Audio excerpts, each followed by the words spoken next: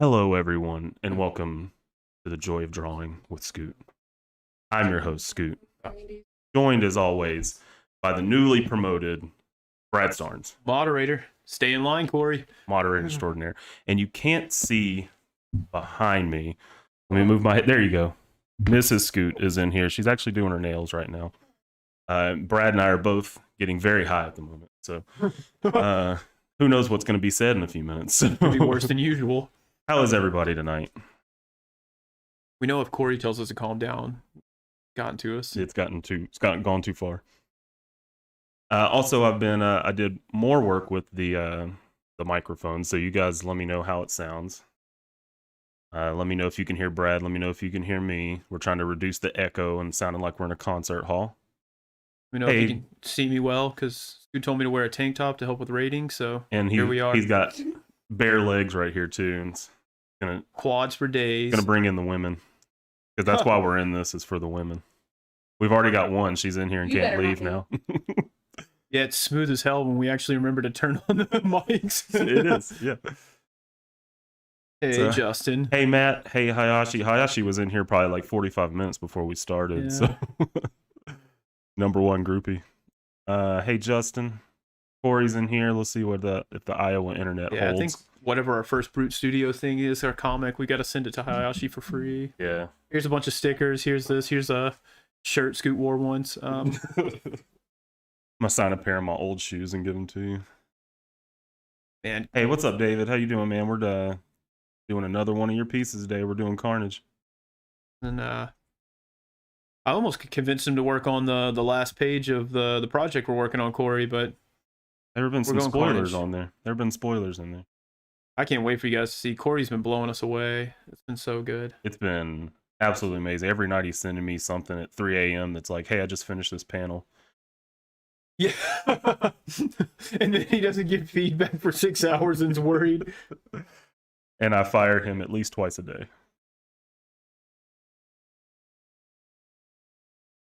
Glad to see everybody's in here. Yeah, rolling in nicely. There he is. As always, if you're a lurker and you've never typed into the chat, bring it on. We like to see the people.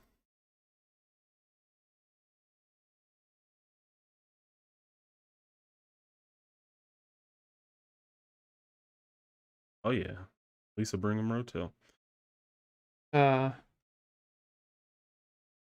Rotel it on the mountain. Rotel on the mountain. So, yeah, I'm pretty excited to get drawing on this. As Carnage, he's I'd go so far to say my favorite comic character. I got basically a shelf devoted to him.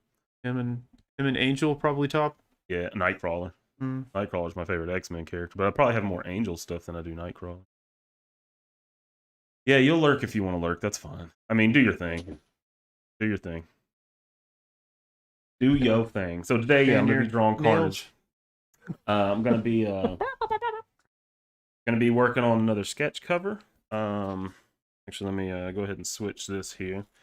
So this is the one, just as a refresher, this is the one I did last week. And this was basically what I'm doing today is actually going to be the mirror image of this one, but it's going to be Carnage instead. So that'll make here's my rough layout. Let's get the Carnage rough layout. Let's get the Carnage rough layout. Okay, so we did Venom last week. Hold on, let me zoom in so you can see better. Aaron, you can't lurk. You're part of the crew. So here's Venom. Venom. And we've already done Cletus, so we don't need to rough him in. And we've got Carnage here, who I'm going to be working on today. So let's get a little Carnage action here. Oh, Nathan's in the chat. Finally, yeah. Finally. What's up, Nathan? Hey, again, you guys let me know the mic situation. Let me know what you guys are hearing.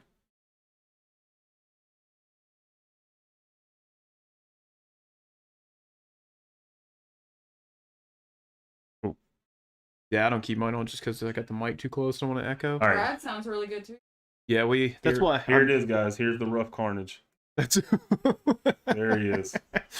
That's why I'm. That looks like. Remember those weird hairy things from what was that horror game we played? Look how far. Parasite Eve 2. Parasite Eve. That's 2. what it was. All right.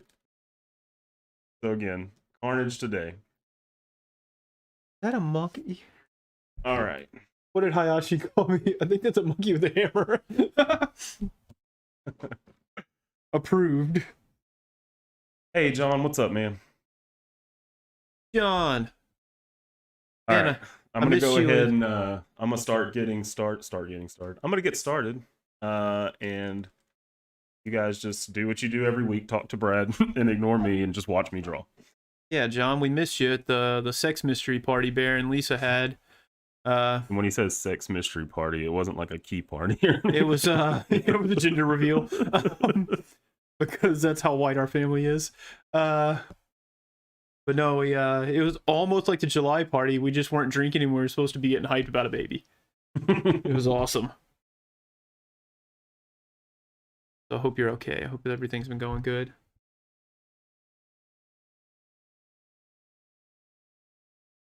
What is this? You'll have 2 more to do after this? You gotta do Null. Yep.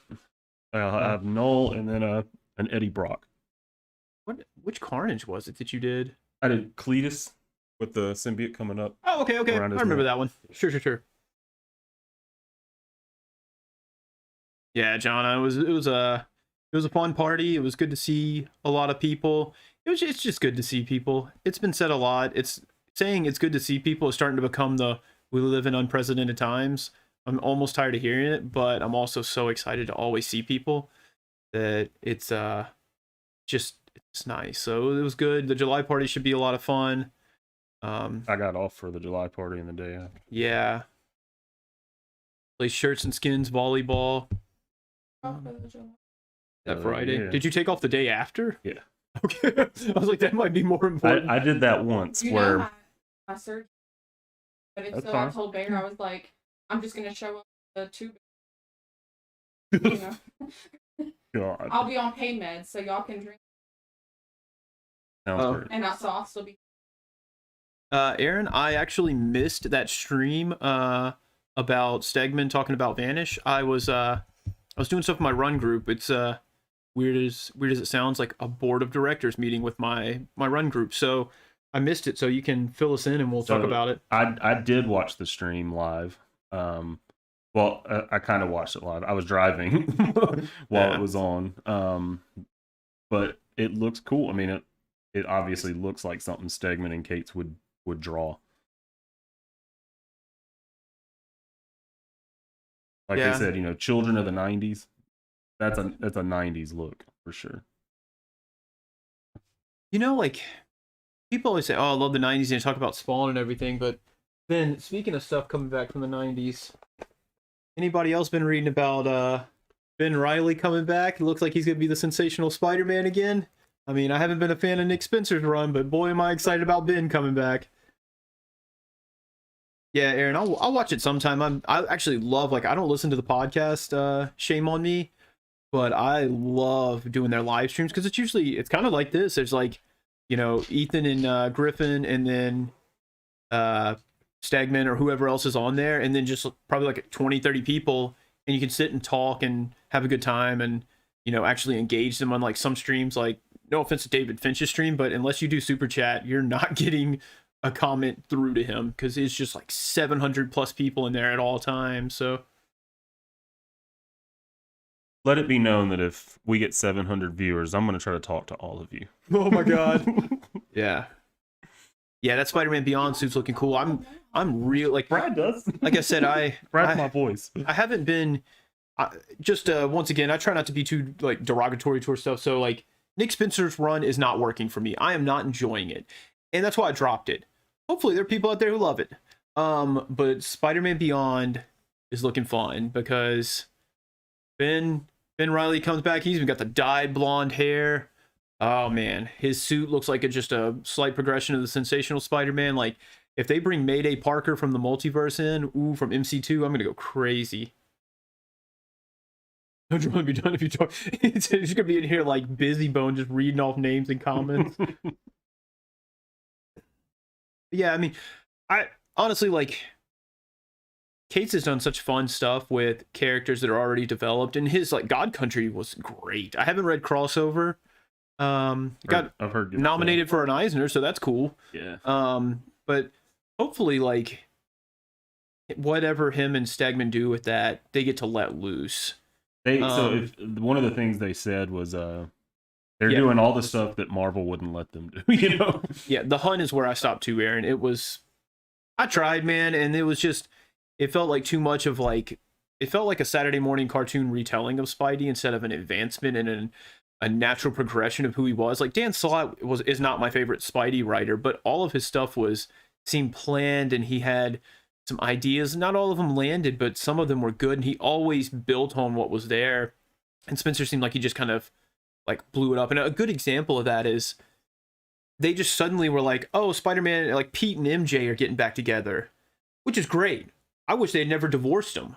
Or I guess except One More Day was really good. One More Day was a good story because it was the ultimate of Spidey's guilt. And Spidey is driven by guilt more than any superhero.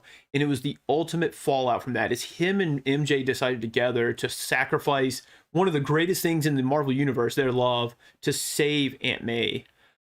But then there was no, like, there was no retcon. There was no story told of why they were getting back together. It's because it was supposed to be that they were haunted by a nagging feeling that they gave up something and were doomed to never be back together. And a great way, Mark Winchester and I will spitball comic ideas from time to time. And he talked about after Damnation that I think Cates did that, where Mephisto... Doctor Strange revived New York or Las Vegas, and Mephisto took over, and then a whole bunch of people went there and booted Mephisto out. But the whole like bait and switch is that Johnny Blaze went into hell while Mephisto was in Vegas and took over his throne. So Johnny Blaze was the king of hell now. He was the devil of Mephisto, because Mephisto's not literally like Satan. Yeah. But he we were talking about how fun would it have been to have, like, you show Johnny Blaze just a little epilogue on, like, a little tag, like, hey, Brad, we want you to write a 5-page story to back up an issue of Spider-Man. Like, okay, here's what I want to do. I want to start it and show, like, him doing clerical work. The most boring part, like, you think ruling hell is all torture and fire and all that, and he's sitting here going through paperwork, and he's going through, like, a file cabinet of old contracts of Mephisto, and he pulls out Pete and MJ's where he keeps their love and they never get it back. And Johnny Blaze just kind of stares at it. And then we do like a 2-page story where it shows him and Spidey on like an adventure together, where they did like a classic Marvel 2-in-1 team up. So after they team up, he remembers that like Spidey saved him, helped him out on this mission. And he goes, debt repaid. And he just like crumbles it up and throws it, and it burns as it flies over his shoulder. So their contract is null and void. And then you just see like, you cut to 2 panels and you show Spidey in one place, MJ in another, and then it's just and you cut off the thing where they realize they gave something up. Because then not only that, you can now get them back together, but both of them have to go through the turmoil and the stress and the what were we thinking when we gave up our love? If we gave up our love, was it really that important? Should we even try to be back together? It's all this really fun texture that would have made for a great story. But instead, it just got to them being like, we're awkward teenagers, but we're 30 plus, and we don't know how to date, and we don't know if we can deal with secret identities. Like, all this stuff that has been dealt with before is just back in a slightly different wrapper, when you could have had so much fun with that idea. And it was just wasted. That's why stuff like, it wasn't earned. It felt wasted to me. And I don't know. That's why his run isn't working for me. It's just it seems like we're going for payoffs without any of the work, and thus ends that rant. It's quite the rant. I don't know where to say. We've thought about a lot. Mark and I, for anybody who's enjoying X-Men right now, you're welcome. Mark and I talked about that for years before it came up, because him and I are both huge Hickman fans.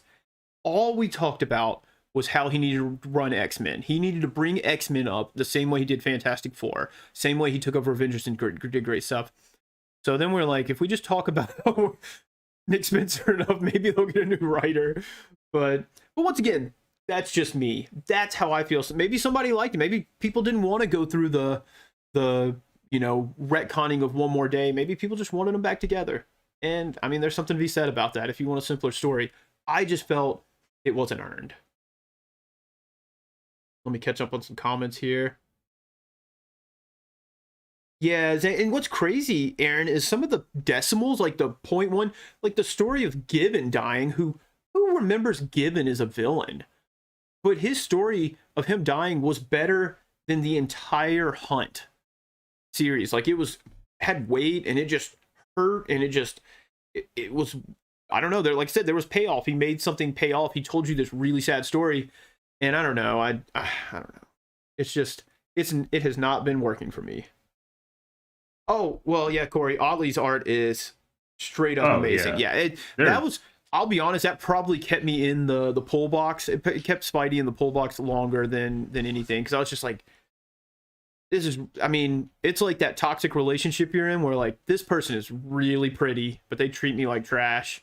And Nick was treating me like trash, but Ryan was carrying it. So his artwork it's some of the best out there, and it really fits Spidey. Like, it's and he's gonna be doing Hulk now, and his Hulk stuff looks awesome. There's, like, Spidey to me, it more than anything, like, of course he's versatile because you can do whatever, but sometimes if you get too wonky of a style, it pulls from Spidey. He needs that slightly realistic but with exaggerated proportions maybe, and little unbelievability on the art that just makes it good. Like, I think that's why Stegman does him so well. Like, Stegman's Spider-Man in Absolute Carnage, probably the best Spider-Man in years. Yeah. It is just Phenomenal. Spectacular. It pun into, I mean, you can't use an adjective without hitting a Spidey book of some sort. True. So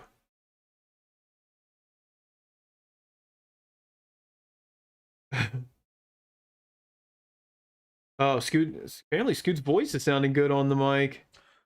Yes, That's a good thing. Yeah. Yeah, yeah, they've been working on reviving the Ultimate Universe for a while. I dropped Venom because I don't know. I'll see. I'll catch it in trade. But unless Flash becomes a big part of it, because Have you read 200 yet? I have not. 200 is still sitting in my pull box. You may want to go pick it up. Well, have you read it? I heard a spoiler. You have not read it because you read my comics. I heard a spoiler though. Oh, I bet. But well, I know, like, Flash is back.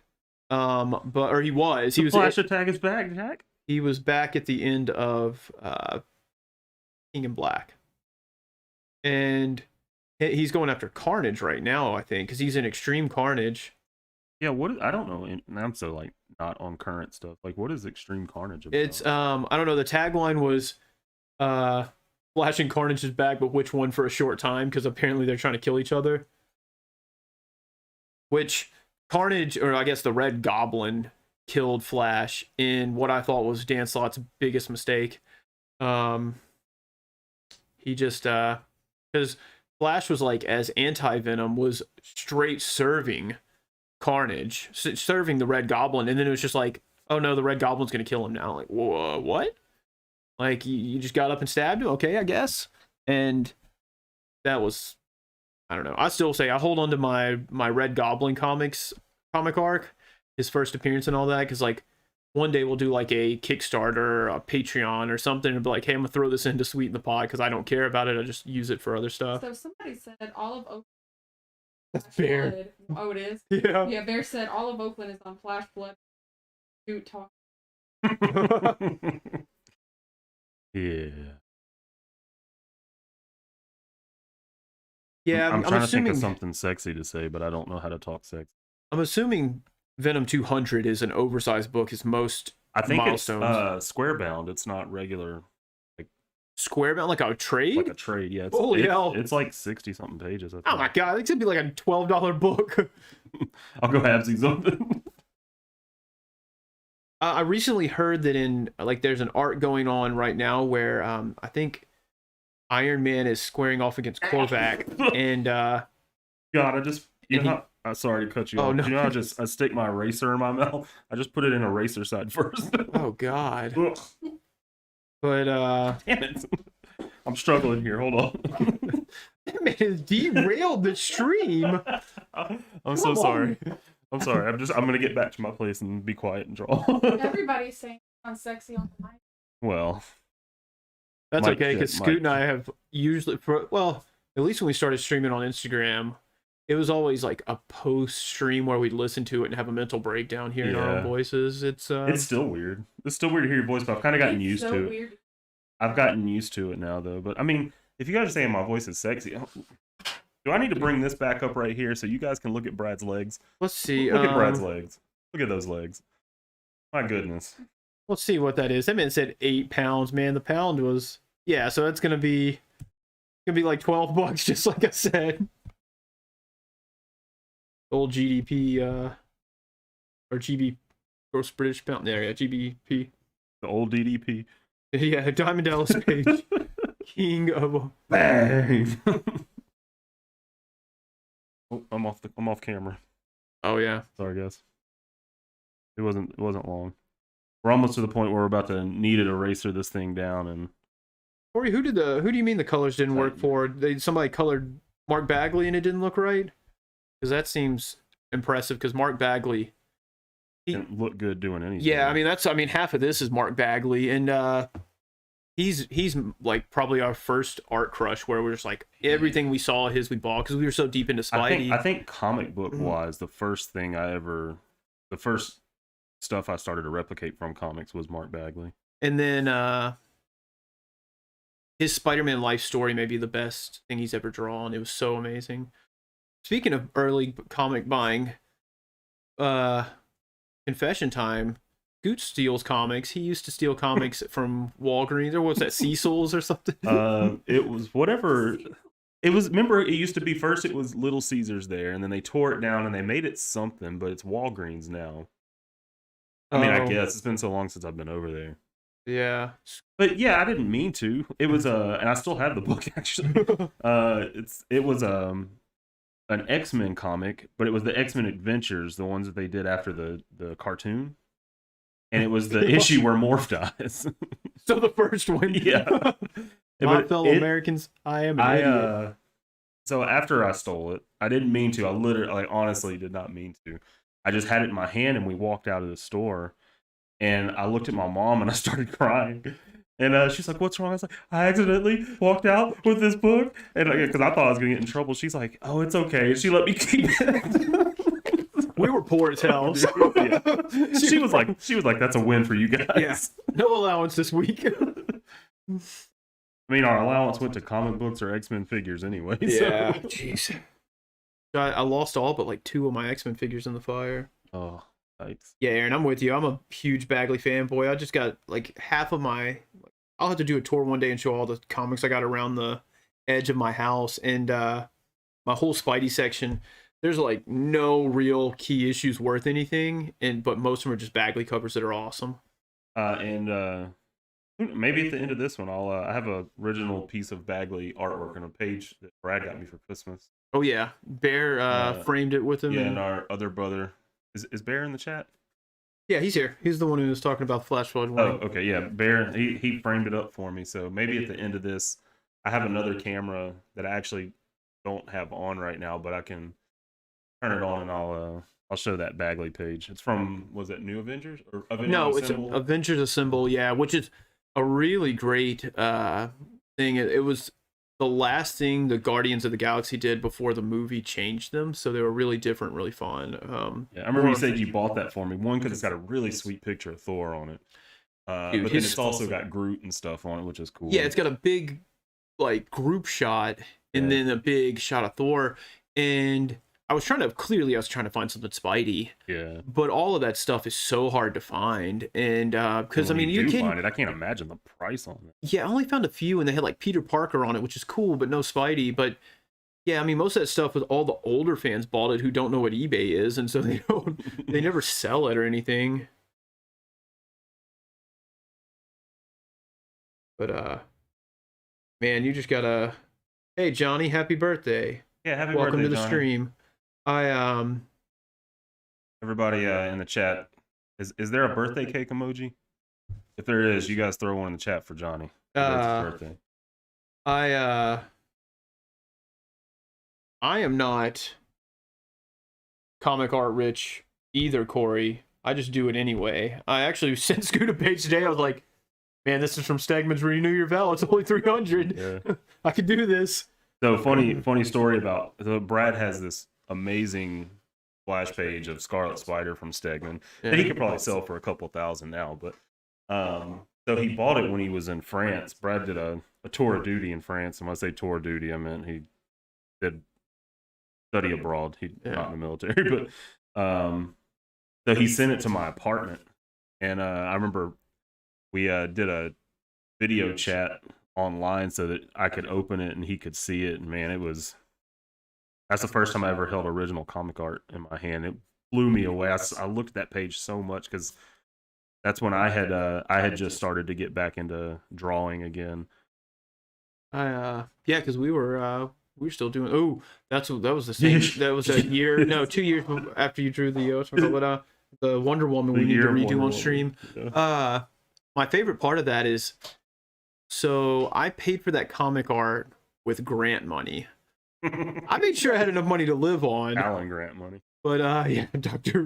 Grant. I was just like, man, I'm never gonna have this money again. Oh, look at the birthday cake emojis. Yeah. Good job, and guys. So I bought it and I had it shipped to him. So I'm emailing the guy back and forth, telling him where it's going because I'm not there. I'm living in France. And it ends up not juicy bears.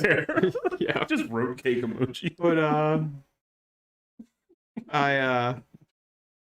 it was supposed to arrive within like 2 weeks, and it didn't show up. So I emailed the guy from Felix Comic Art, and he's like, "Oh my God, we're so sorry. Ryan forgot to bring it in and mail it out or something. Like, we're gonna send you some freebies." So like they sent me some prints of Stegman that were pretty cool, and they sent me a page from Dracula versus Hulk from the Fear Itself line.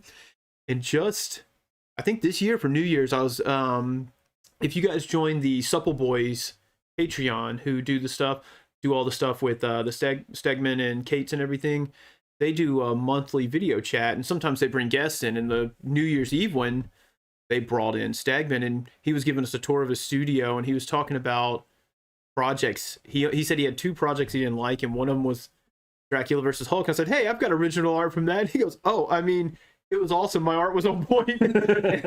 And I told him, no, it's cool. You sent it to me for free. He goes, "Let me guess, I forgot to mail you an original piece of art." I'm like, "Yep." So it was good to know that he recognizes his own procrastination, and I guess I don't know, the page is still sweet. He's got a bunch of head sketches he did on it at the bottom, like I guess to get a perspective right. Super fun. When I said that I studied those, that's what I studied were those head sketches, because they were amazing to me. Like they're just little head sketches, and you could obviously tell it was just him trying to figure out an emotion, an expression. And I was like, wow. And I've started to do that. Well, I don't doodle on my pages, but I draw a lot of sketches just to try to get emotions right. And I think I've gotten pretty close on this B-movie saga story. It's not as good as his little sketches he did up here of Venom and Carnage, but yeah, they're pretty close. Pretty close to those. Yeah. Hopefully everybody likes Scoot's art enough that when we get this thing where your print, it's probably going to be so unprofessional. It's going to be, send us a DM, an email, whatever, tell us you want it, send us the Venmo cash, and we'll, Venmo, PayPal, whatever, and we'll send you the comic, send some stickers along with it. I think we're going to try to make Space Bat stickers.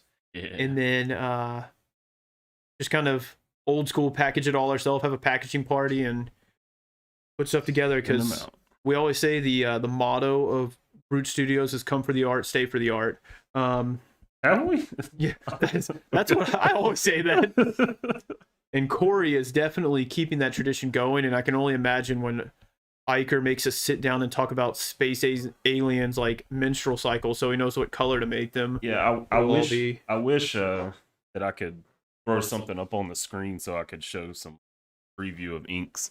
Aaron, you get a carrier pigeon over across the ocean to Memphis, we're sending you a page, an original page for no extra cost.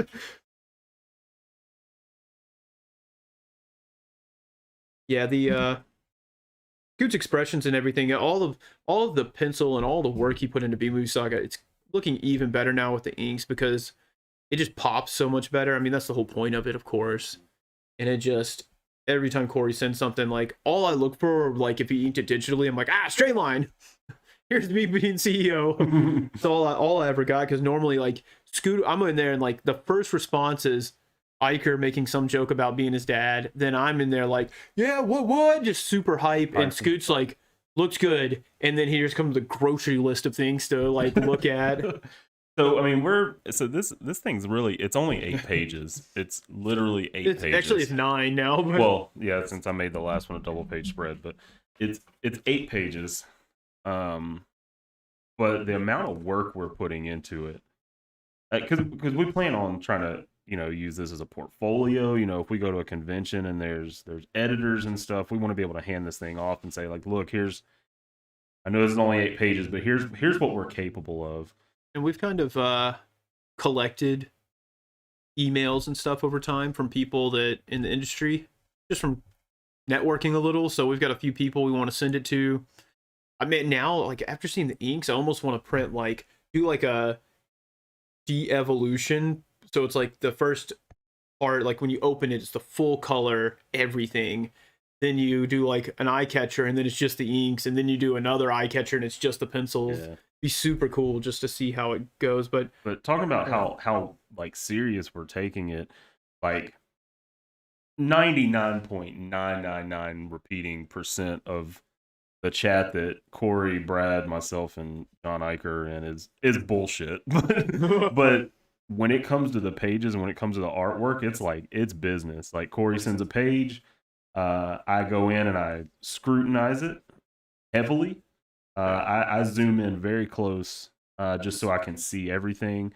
You know, Corey has even asked me, hey, did you mean this on this page? And there's been things where like, oh, nope, I messed that up. Let me go fix that real quick.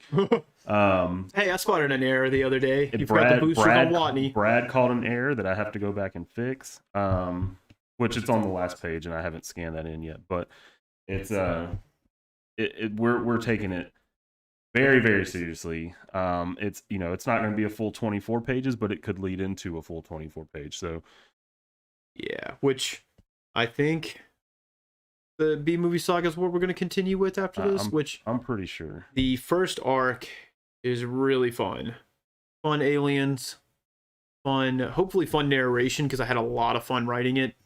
I really dug into like Meredith Finch's rules for writing, how she talks about like you need to have a purpose, you need to know like there's God, I can't even remember what all she has. She has several things you have to do when you're writing an arc or writing an issue, and one of them is to have a point. And I really, you know, I really drilled into what she did, and for that arc, I did it. I still do it. I keep it in mind every time now, but for that arc especially, it was the first time I ever used her kind of format and advice.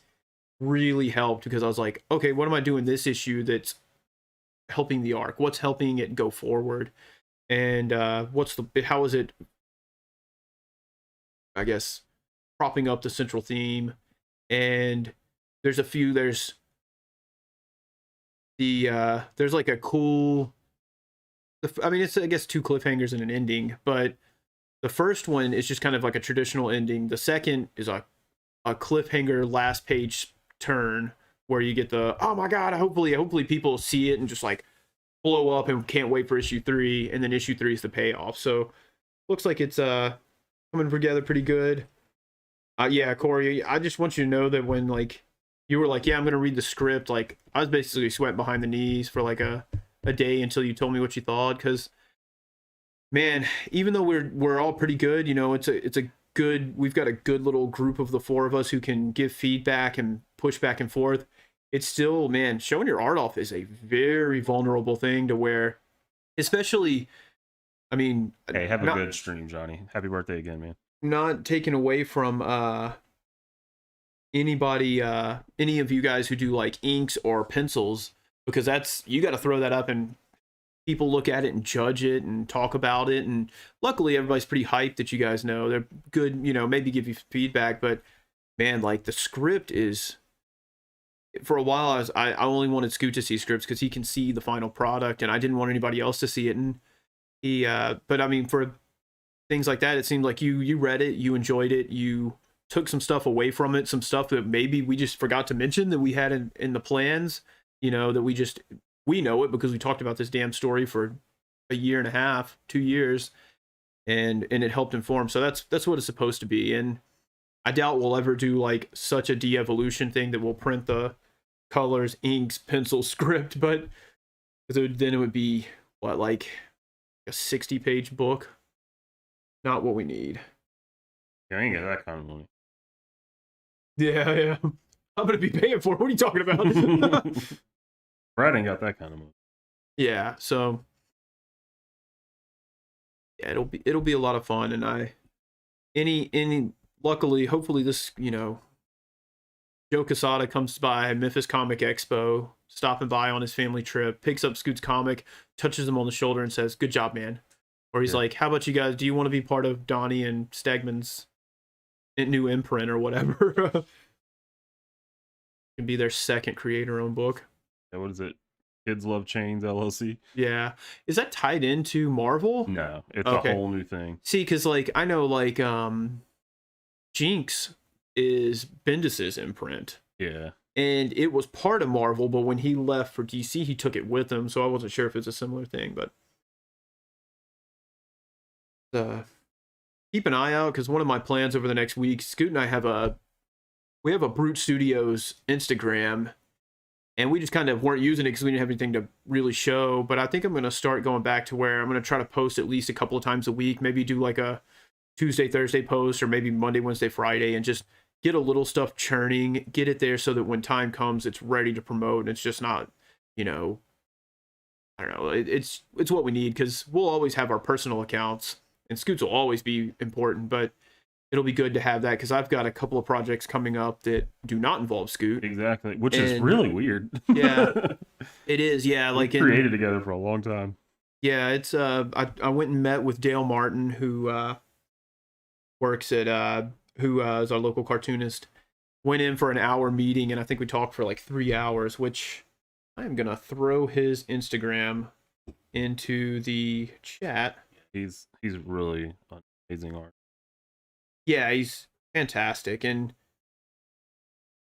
perhaps tooting my own horn, or maybe because I'm part of it, but he's really, really talented, and I think it's really coming out in this project. It's really challenging him. I was thinking that too. Like when you were showing me a bunch of the stuff you guys are working on, like I like his artwork. But the stuff that you were showing me from this, like you can tell he's into it. Yeah, and he's really been getting into it. Now he's like wanting to. This last one we really started as just kind of a fun project for us to do as like a side thing, where like first meeting was like, hey, we don't have a timeline. We're not gonna stress our brain about this. And when I met him this time, he's like, hey, how about we set a deadline for October, November this year for the second story? Because we're just calling them stories or chapters, because the first one's 12 pages. The next one, I think, is 8. The one after that's 10. It's just kind of whatever we need it to be. I think we're going to do like some print-on-demand stuff for it, and we're going to try to get a Comixology, and we're going to have a website for it. And it's a lot of fun stuff, but he is into it now. He believes in it, you know, and he thinks he can do some great stuff with it. And I think we're going to tell some really fun stories. It's been a good show for sure. Good fun ride. Good show.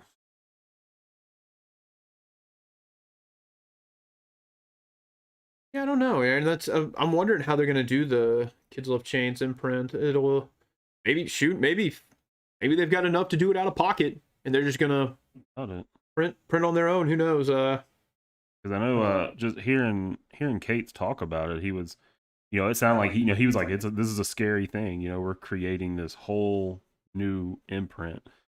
So I assume that's what they're doing.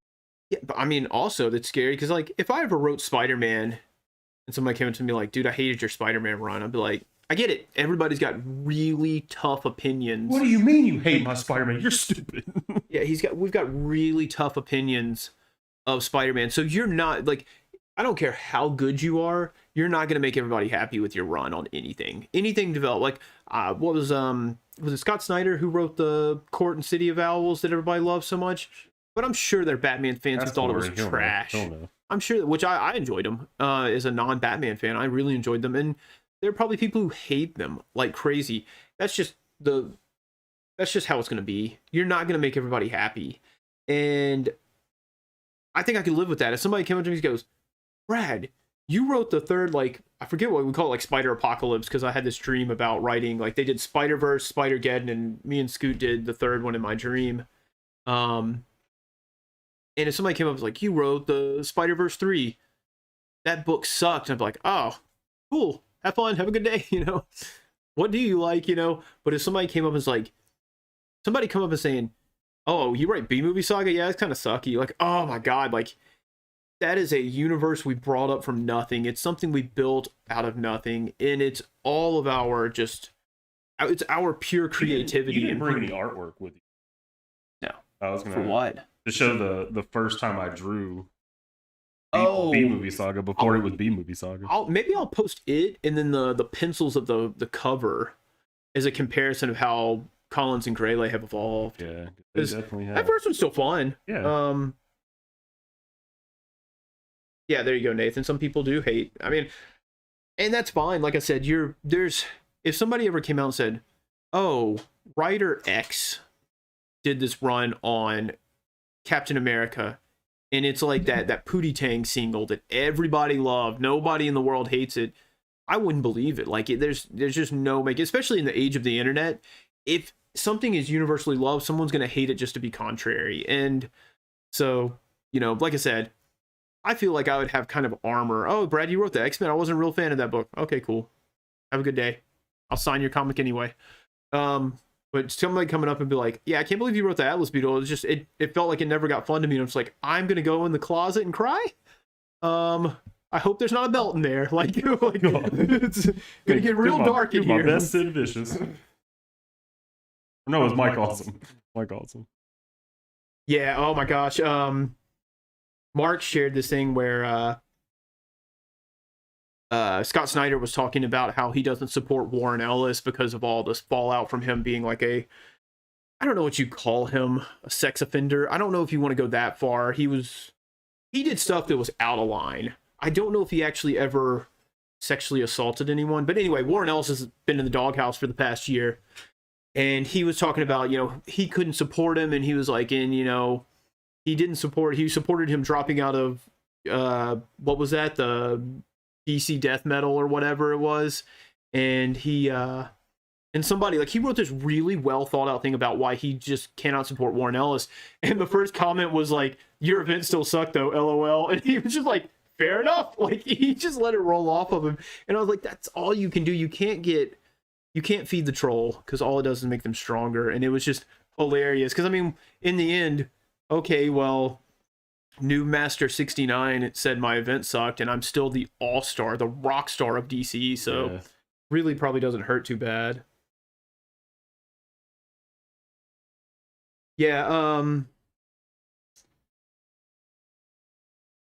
yeah, Hayashi, I agree with to do what you love. If you guys ever want a great book, especially if you're looking at writing comics, Brian Michael Bendis's Words for Pictures is incredible. It's really well written, really well balanced, right up there with like Denny O'Neil's How to Write Comics.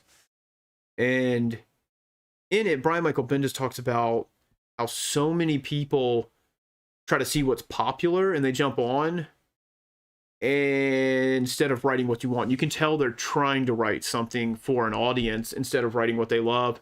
And his example was, just because red is popular, don't write red, write blue if blue is what is good to you, because you'll find your audience and maybe one day blue will be popular and you'll have a hit book instead of, you know, people can see your passion. I've always tried to do that. Like B-Movie Saga, I mean, there's stuff from all kinds of science fiction and science fantasy stuff I've read, and it's just kind of what I like to do. It's stories I like to tell, and you know, and hopefully that translates, because I think you could tell, like, even Bendis is a good example. At the end of his Marvel run, he was phoning them in. He was carrying 60% of the Marvel roster, writing like 15 books or something a month. And some of them were good. Some of them you could tell he was just moonwalking out of the Marvel offices going to DC. And so, I don't know. Oh my god, yeah, that's the thing. Yeah, I'm sure Kelsey in her video reviews does not. I mean, Kelsey is not confrontational. I've only heard her raise her voice twice, and one of them was to yell about the game Grumps, and I remember that. it was really funny. But yeah, like I'm sure she was just like, "Hey, I read this book and it didn't do this and this." And Kelsey has such a developed and educated opinion on reading because I mean, she reads like 400 books a year. That the person, whoever this person was who responded, should have probably listened to why she didn't like it, and it might not have lined up for him. But yeah, people just gut reaction do that. I mean, we were all guilty of it. Like I remember when Guardians of the Galaxy 2 came out, and I was hating on it super hard. I still hate it, but I saw a guy on Facebook, because God, I was still on Facebook at the time, and he was just talking about how it was his favorite movie of all time. And part of me is like, this movie came out a week ago. You can't say something's your favorite movie of all time after a week. That's the premature nerdgasm that everybody falls victim to. And I was like typing this thing like, hey, here's why this movie sucks. It fell on this. And I was like, why am I being such a like sourpuss? Why am I trying to take away from his enjoyment or like demean him so he doesn't feel good about his positive opinion? It just like deleted it. And I think that's maybe a lot of people don't do that. Keyboard courage emboldens them to just say whatever's on their mind. And I don't know, like some people invite it. Like there's video game reviewers who are really like aggressive, like Angry Video Game Nerd and stuff like that, who kind of thrive on creating a little chaos. But Kelsey is just like, I like books. Books are fun, but this one wasn't for me. Have a good day. God bless. And like that, your review sucks and your voice is annoying. Like, get the fuck out of here, man. Like, oh man, I don't know. Yeah, you're true. I've only read a little bit of I've read about well, Corey, I think we can. I don't think we should just talk about what we like, because I think we can learn plenty from what we don't like. I mean, Scoot and I had a huge conversation about King in Black and some of the stuff we weren't a big fan of in that. Not to say the event was bad. The event was still better than probably 90% of any event that ever took place in comics, because events usually are just schlock trying to get you to buy tie-ins. And King in Black had a good arc and fun stuff, but there was some stuff that we just didn't feel landed. And we were like, well, why didn't that work for us? Why did we not enjoy it? And we learned a lot about what we thought about it. Or, you know, sometimes I'll give Scoot a book and be like, tell me what you think from this angle. And he's like, hey, why was this? This was weird. Like, okay, that was weird. Let's pinpoint why that was weird and maybe help you avoid doing it in your own work, or just learn that it's not your kind of book. I mean, I had to stop and figure out why. Poor guy's taking a beating. I loved his Secret Adventures. Nick Spencer, I just didn't think about why I didn't like his Amazing Spider-Man. What made it not as good to me? And, you know, I think maybe you should only shout about the things you like, you know, like, oh my God, have you read Absolute Carnage? It was so cool. Carnage had horns and he was infecting people, and he was talking trash to Norman Osborn, which anybody who trashes Norman Osborn, I'm fine. He is Norman Osborn. He had to be a Carnage had horns. here's my soapbox. Norman Osborn is not Spidey's greatest villain. Otto Octavius is Spidey's greatest villain. Obviously. And it just seems like people get lazy and they're like, oh, we need to do something big. Norman Osborn. So when Kate's had Dark Carnage talking down to Norman Osborn, I loved it. I read that page, put it under my pillow at night, had little dreams about it, drew my own fan art for it. Oh, good stuff. Good stuff, Kate's. Norman Osborn's a chump. Okay, a bunch of stuff coming on. Hold on, let me read some stuff here. The chump, hey.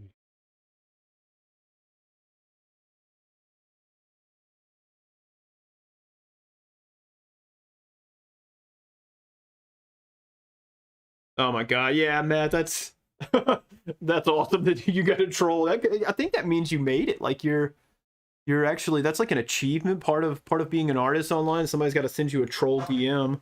Yeah, Corey got one, so we know Corey's made it. Okay. That guy, no, that doesn't count. That guy was not a good troll. That'd be like saying you're a man because you boxed, but I don't know, like you boxed like a 12-year-old. Like it doesn't count. Like let some 12-year-old step.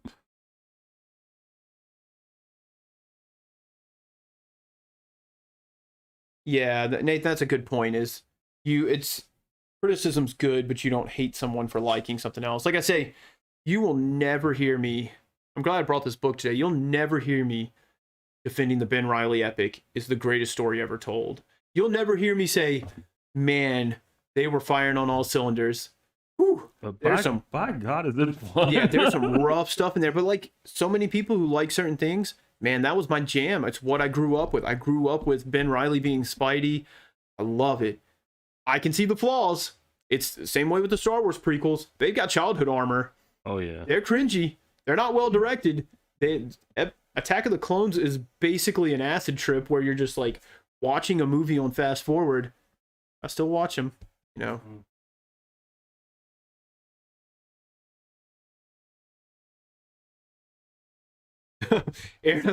Aaron, we'll get you a troll soon. Maybe for Christmas.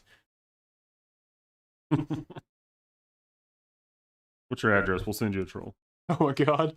Send him snail mail troll. Now that's devotion. If somebody mails you a letter and you know you've got It's fan mail. yeah, you have fan mail. I mean, if somebody like sends us an email, I'd post hate mail in the back of my comic, be like, hey, this is derivative and this is crappy. Like, all right, well, I'm going to address this because I never really got into Tumblr, thank God. Scoot and I tried to run him an art page on there at first because that's what it was made for, is like artists. Never really got any traction there, never really had any success. There's a lot of my old artwork on there, though. But Bendis on there was like a one-man, like, you know, the picture from every zombie movie where one guy's standing on top of a car or like on top of a table fighting off a horde of zombies. That was Bendis. He had trolls every day, and how he handled them was incredible. It was impressive is what it was. I really enjoyed that. Wow, incredible.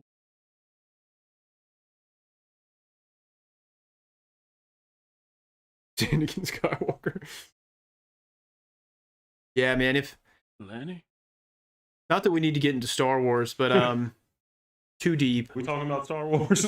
But the prequel movies could have been 3 separate trilogies because they covered so much ground, especially Attack of the Clones. Watch that movie, and there's never a slow, quiet moment until the wedding at the end. Like, everything is just like, oh, here comes a ship coming in. Classic Star Wars ship coming down after this crawl. Looks super cool.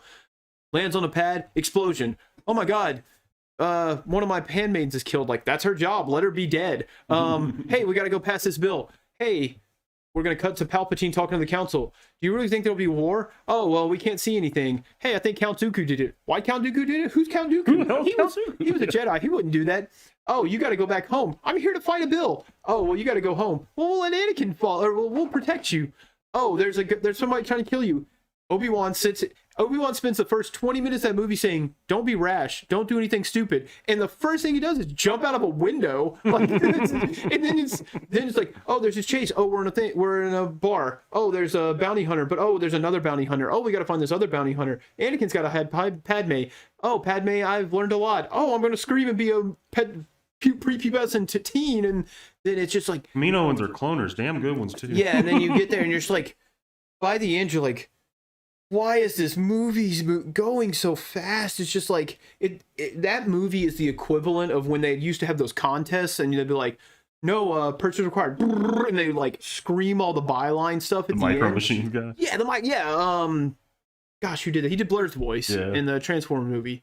The original, the 1986 animated Transformer movie, the only one that matters. Transformers movie. But that's what they did, man. It was just like, that movie is just a, and they could have split that entire movie into a trilogy of his own, showing like early training of Anakin, then Anakin reconnecting with Padme and going through all the turmoil, then the intrigue with Count Dooku leading into the Clone Wars, and then like the Revenge of the Sith could have been the Clone Wars. And it's like, instead we had this, speed metal retelling of Anakin's story, and just But Brad's saying this, we still watch those movies. Oh yeah, no, because I don't care what anybody says. No, Peter Cullen did Optimus Prime. Yeah, Peter Cullen for sure. But Sand Anakin Skywalker. what's his name? The John Mosqueda Jr. is his name. He did he used to do the Micro Machines commercials. Yeah. But Obi fighting Django is one of the coolest fights ever. Oh, yeah, like super cool. super fun.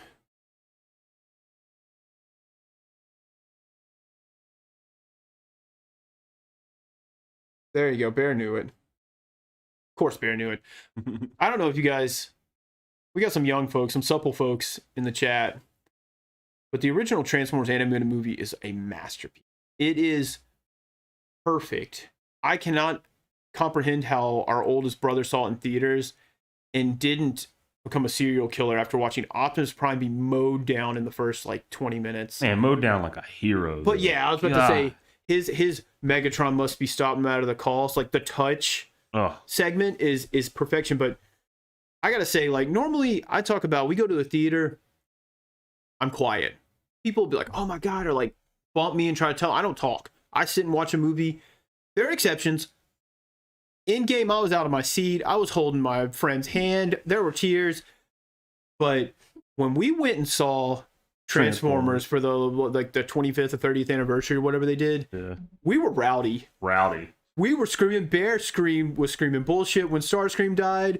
Redguard came out. I was singing Dare to Be Stupid. We were all singing Instruments of Destruction. We were cheering when Unicron showed up. We cheered when Unicron died. And I gotta say, people came in there like that. The crowd sounded like a premiere crowd. Yeah. But the crowd was only like 40 people, and we were only 5 of them.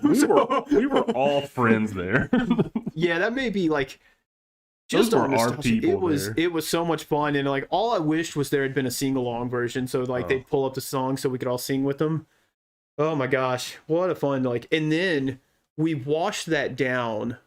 You know how like sometimes you have to drink you drink alcohol and you have to drink a little water after something to chase it with.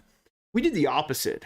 We chased that delicious, smooth vintage movie with Venom. God. What a catastrophe. God. It was just like we came out of Transformers like in game. We were pumped. We were chest bumping in the lobby like, woo, yeah, Optimus Prime, and who wants to go get milkshakes? Yeah, and then we left Venom, and I was like, I'll see you, Scoot. I hope I never see you again. I hope I die on the way home. It was just everybody was mad. Who invited me to this?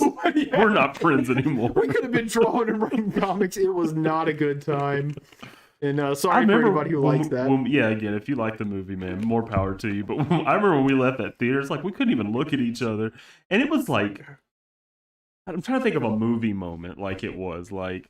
You could hear "I'm sorry," that song was playing when we all walked out, and it was just like well, all right, I'm gonna head home now. I'll see y'all sometime. Don't talk to me. Clearly, we're not friends because we went to this movie together. Don't talk to me, criminal. I can only imagine the way it'd been worse is first date with a comic. I met this girl and she's into comics and we go see Venom for our first date. Well.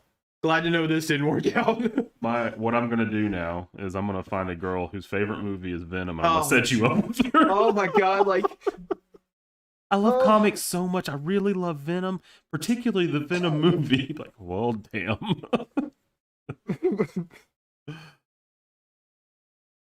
It's yeah. Oh man, dude. Bear, if they do a 35th anniversary release of that in the theaters, they better let it be a Malco Select so that we can come in. I'm coming dressed as Waspinator. We're gonna be in costume for that. Scoot can come as Spike's son, so we just every time we can go Daniel every time. Oh my God, that movie is so good. What they say? If you're gonna ride Spike. Ride Dano. Yeah. Spike is his dad. Spike's caught by Unicron in the beginning. Dan, yeah. He's oh shit, what are we gonna do now? Yeah. They do that quick zoom in that's scary where it's hurry. Watch you over animate those Transformers that are getting dropped into that acid pit. You're watching their skull leave. Guilty or innocent. Innocent. Beat them to the shock to come. Spare me this. What's he saying? Mockery of justice. Yeah. God, what a good movie. There's actually an issue of Atlas where somebody's on court, and that's what they say because you gotta throw it in there. God, that movie's so good. All right, next week we're drawing Optimus Prime. Oh my God! Bring out the ruler. I'm gonna have Bear draw. It's gonna be that Japanese one where it's just like a naked 12-year-old in a tub playing with the toy. Yeah. Dude, and we talk about this all the time. Is like Transformer comics. There are a few licensed comics that I'd love to write. If IDW, I think is who did them last. Whoever's doing Transformers, they come in, they're like, "Right, we want you to write a Transformers book." I'm like, buckle up, motherfuckers, because it's game time. But Transformers comics, you ever notice it's never like you get something like, "Oh, that Spidey comic was fun," but man, who was that artist? I wasn't really a fan. Transformers artists are always out of control. Yeah. It's never like, "Oh, here's this minimalistic Transformers They comic." hire like architects to draw. Yeah. It's like, yeah, dude has like letters after the end of his name because he's such a good artist. It's like, I can only Drawn imagine. by Dr. Will Smith. Dude, that's yeah. It's like, "Hey Corey, I'm doing this Transformer comic, or I'm doing this comic for IDW, and we need an inker." He's like, "Oh, what is it?" I'm like, It's Transformers." He's like, It's a one about robots. Yeah, They're in disguise. Yeah, they're in disguise. Dude, I have a pitch that I will not talk about on stream, so it's not stolen. But I have a pitch ready for if I could ever write a Transformers comic. I'd want to write like the two things like licensed stuff that I'd write is I'd love to write a Transformers comic, and the TV show Person of Interest. Never seen it. Top 5 TV shows for me for sure. Maybe number 2, maybe 2 or 3 after X-Files and Twilight Zone, but exceptional. And I have all these ideas for how to continue the story. But yeah, Transformers. God, that's why like Michael Bay makes me so sad. I'm so scared with them going into Beast Wars. But I remember like how I got into Transformers was you and Annie were real into J-Rock. Oh yeah. And it was, man, Scoot and I have been the Power Man and Iron Fist for our whole lives. Like, we've always been a duo. But he started listening to J-Rock, and I wasn't into it. And so him and Annie were spending a lot of time together, and I was like, in my room, and I was like, what do I do now? And I was like, "Hey, Bear, what you watching?" He's like, "Dude, I found all these VHSs at the thrift store, Generation 2 Transformers." And I'm like, "All right, let's watch it." And next thing I knew, like, anything good and nerdy, there's just a ton of lore and a ton of stuff to dig into. So like it made me rekindle my love for Beast Wars that I'd had, because I remember getting into Beast Wars, and Bear's like, "That's Transformers," and he talked about it, and we got into watching all this different stuff and went back, and that was when DVDs were really just starting to, God, this is gonna age us. DVDs were really just starting to like collect TV shows. So like Generation 1 season 1 was coming out, and so we were sitting down watching that, and we were getting really, and Bear was remembering all these episodes that we'd find them again. Great stuff. And then just eventually, because anything I'm into normally Scoot was into because we shared a room, so eventually like the Transformers fell into him as well. And it's just something we all share. I remember always when Bear first got it on DVD, the Transformers movie on DVD, it felt like every time I walked by his rooms, I just heard Transformers. Yeah. And that sweet ending where it's just going. Yeah. And Blitzwing is just changing forms just left and right. That man goes from a human to a tank or from a human to a jet to a tank in one twist. It's which, man, we gotta. Oh, Aaron says he has his metal hot rod. Oh, so Scoots. I think that's your favorite Transformer, right? Yeah, Hot Rod's my favorite. I have the remake of that Hot Rod, and I love it because for your birthday, we all accidentally all bought you Transformer stuff. Because I was like, I remember I went to the store and I was like, "Bear, I got that Hot Rod Scoot wants. Did you buy that for me?" Like, "No, I did." And I was like, "Why not?" And I was like, "Well, I guess I'll give it to him for his birthday." And then you ended up getting like 3 or 4 different things. Bear bought me the reissue Hot Rod for Christmas. So. Yeah. No, you got me Grimlock. He's up there. Oh, Grimlock's awesome too. Fitting, he's up there with Godzilla. Yeah, that's why he's up there. He's Yeah, a dinosaur too. my favorite, I was Beast Wars all the way, so I love like that stuff. Waspinator will always be my favorite. But as far as like old school Transformers, Retgar, because the movie might have been my first introduction, and Eric Idle doing his voice was just great. I have a Retgar. It's not like the original, but it's a remake. Yeah, I had the one they did for animated where Weird Al did his voice, which is super fun. Because of course he did the song Dare to Be Stupid. I think Bear might have my Transformers, either that or also they were lost in the fire. That's on me because I left my stuff at my at mom and dad's house for 4 years after I moved out. Now, Transformers, like the animated shows, some of them varied in like Energon wasn't the best, but I can still watch it. Armada I have fond memories of because that was when Bear and I got like after we had gotten back into watching the old ones like Generation 1, 2, Beast Wars, stuff like that. Armada was just finishing up, and so they were playing it at 5 a.m. in the morning, and so him and I would wake up, watch it on Cartoon Network, and then like go back to sleep. So it was like a fun summer memory. But like Starscream in that was Starscream's one of those characters where you're kind of fine with him always being the backstabbing, like conniving guy. But in Armada, they gave him depth and texture that he doesn't normally have and doesn't normally need. And I wouldn't probably want them to do it again, but it was really fun at the time. It was really fun seeing him struggle with his good and his I guess character alignment. Really fun stuff. And God, 5 a.m. waking up and watching Megatron just blast Optimus into dust and above space and Jetfire talk about him dying. I was like, well, I'm gonna lay in my bunk and cry. Like, it's all right. Again, he's not military. We had bunk beds. Marvelous, look, it's Unicron. Get to the ship. Just like nobody. That one guy survived. He got eaten by Sharkticons. Yeah, that poor guy. Yeah.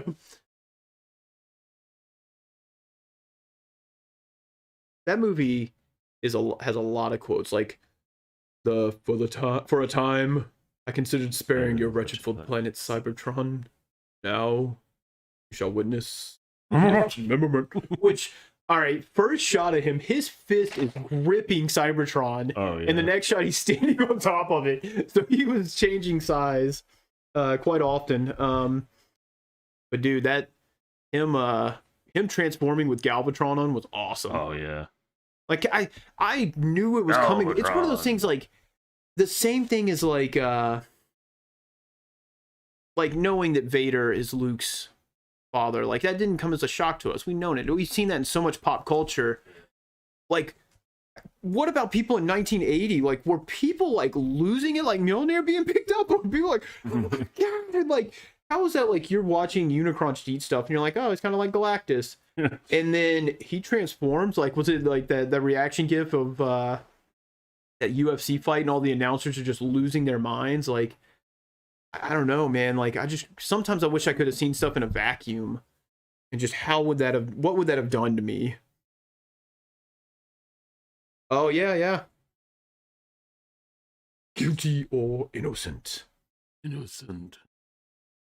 Grimlock say. Yeah. You killed him, yeah. That's the thing is like if you ever read the original Marvel comics, is like Grimlock was not this like dumb brute. He I love after Optimus dies, him and I forget who, maybe Ultra Magnus, him and somebody fought for like leadership of the Autobots, and Grimlock won. Like the only reason he was like falling in line was because he respected Optimus Prime, and after he was gone, he's like, yeah, I guess it's my outfit now. And so he was really great. Grimlock King. Yeah, I like they call him Convoy in Japan. Convoy.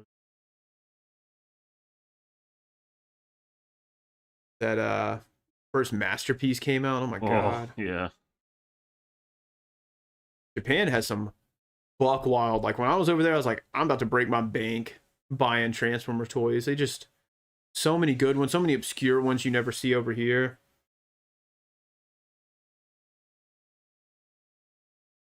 I think like people, I guess, just don't give that movie credit because like they do subtle things like I love. First of all, I love Megatron going Devastator, merge for the kill, and then prepare for extermination. But all of that's super fun because it's just like, oh, here comes this big bad thing. But when Cub goes, oh, it's Devastator. Like the sadness in this guy, like Cup is this war veteran. Cup stormed Normandy. Cup fought in every battle but he is a survivor. He's seen everything in the world, but Devastator still gave him pause. And that's like, that to me, that's more than showing Devastator. Like I talk about it all the time, is don't make a villain scary by bitching out another villain with them. Like don't make, if I make some villain for Spider-Man, don't make him beat up, you know, Otto Octavius. If I make a new Doc Ock, don't have him chump out the old Otto to make him look cool. But Cub just go like, Cub's like, oh no. And then like Springer's like, well, I'm not dying today. Like, and start getting busy. Like that to me, the little subtle things they do in that are so good. And even Prime, how like Optimus Prime's like, all right, we gotta stop Megatron any way you can. Anybody gets a shot, take a headshot. No, like we're taking prisoners today. But even when he was about to just shoot Megatron in the back, and Megatron's like, dude, fight me like a man. Optimus is like, that's what I'll do that. I'll fight you like a man. And he still whooped his ass. Things like that. I mean, it shows like Optimus Prime had all of 6 minutes of screen time in that movie, but it encapsulated his entire character in a very short period of time. And that would never happen nowadays. Like where a main character like Optimus Prime has 5 seconds of screen time for the story, for the plot of the story. Yeah, it's you never see something like that again. Little. I mean, because let's all be serious. That movie was to wipe them out and make a new line of toys that people have to buy. And strangely, as much as like Unsolved Mysteries is my favorite TV show of all times, Robert Stack as Ultra Magnus, man, like did a good job, but Ultra Magnus was not a leader. No, he wasn't. Damn it, open. Yeah. I loved it. That movie, though. Like 6 people in that movie hold the Matrix and nobody notices the finger holes in its open. Yeah, I know. Like it's not even like, I bet in like Hot Rod wasn't even the chosen one. You just had to know to put your fingers in the hole. And Hot Rod didn't even notice it until he's just like, oh wait, hold on. Now, light our darkest hour. Fun fact, Generation 2 when it started, or the whatever it was that started right after that, Optimus Prime's revived and then uses it to cure like a plague. Yeah. So 2 things. 1, weird usage. 2, we really needed that last year. Where were you last year, Optimus Prime? Yeah, it's that movie is just there. We always talk about different things, like different mediums, you know, books, comics, TV shows, movies. We all have our Linus blankets, something we like to wrap around us and make us feel safe and comfortable. Good, bad, ups, downs. You're having a bad day, you know you can go rely on this movie, and Transformers is one of them. You can just throw it on and enjoy it. Like that, Sandlot, Harry and the Hendersons, movies like that. You do need to rewatch that movie. Let's just do a group rewatch. Patreon, but it's not Patreon. We're just doing it through like Zoom because we can't stream it. Man, I watched the first part of War for Cybertron. And I haven't finished it. I think I got anxiety watching it because, dude, I loved what they did with Jetfire. Jetfire was really fun. I like the moral ambiguity of the war, where Megatron is kind of like the freedom fighter who has lost his way and he's getting too extreme. Really fun stuff. Optimus is not quite the leader he's supposed to be yet. Really cool stuff. I did not like how much they had RC switch. Like, all right, we get it. She's a woman. She didn't have to switch like a Kaminoan. Like, calm it down. Like she's Tom Wheat. Yeah, Sludge's eyes come out of his head. I love everybody in this chat knows this movie. Yeah, like, I love that. I wish I'd known this. We could have just started the whole stream and talked for 2 hours.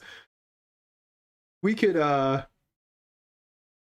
dude, Beast Wars, like, Beast Wars Season 1, where Megatron, or maybe Season 2, Megatron, I'm pretty sure Season 1, like, Megatron in that is so hardcore.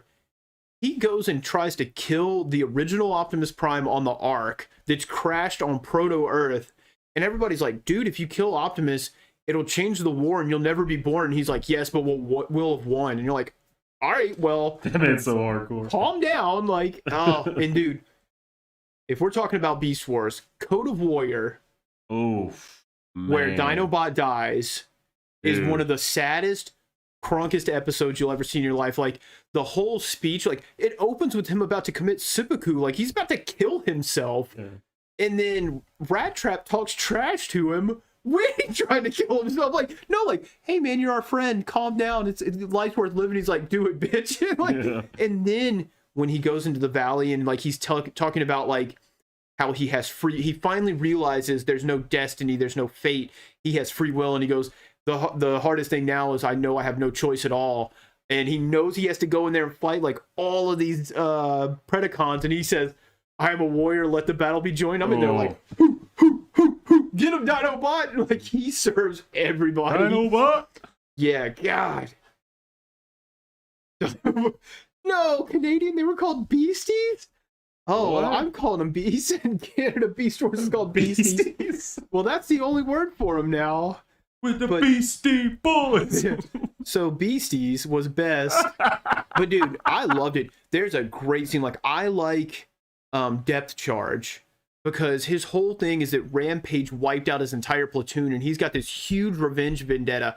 Great scene where I think in season 2 where they're like pinned down and he comes in and serves all the Predacons, transforms, like does this stop, like cool guy stop, and looks over his shoulder and he's like, hunting big Preds is my specialty. And I'm just like, well, you did a good job. And it was an awesome scene. But in the season, like series finale where he finally gets to Rampage and they're like, hey, just hold Rampage down and we're going to do this. And he's like, goes crazy and guts Rampage, stabs Rampage in the spark with an energon spike, killing himself and like 4 people nearby because he cannot get over his revenge. Great hero revenge arc where it's like, oh, I'm redeemed. I don't need revenge. He's like, nope, I sure do. And I'm going to kill Rampage. Awesome stuff. I love Beast Wars. And then, Waspinator stays on Earth as the king. He takes over all the like proto-humans. I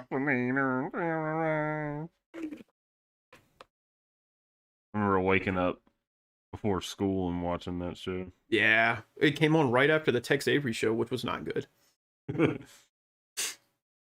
But yeah, it's Beast Wars. It's funny because Beast Wars is one of those things where if you read about it, everybody said that like Transformers was a dead franchise when it came out. And they just gave it to the studio like, hey, we heard you're doing computer animation. Here's Transformers.